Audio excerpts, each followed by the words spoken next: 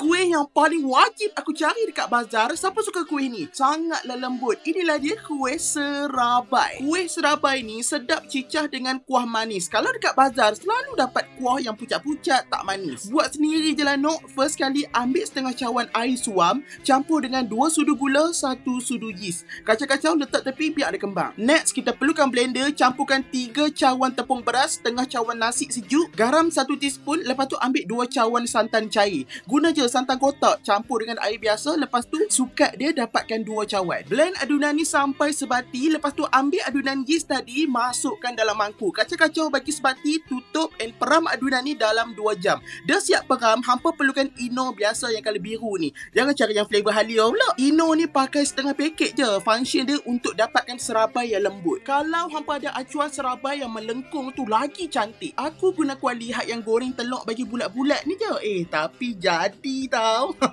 Si delik lah. Untuk kuah manis, ambil 2 keping gula Melaka, 3 sudu serbuk gula merah, 2 helai daun pandan dengan 1 cawan air. Bila gula dah larut, campurkan dengan air bancuhan 1 sudu tepung beras dengan setengah kotak kecil santan. Dan siaplah serabai kita. Sedap weh, lembut, fluffy je serabai tu.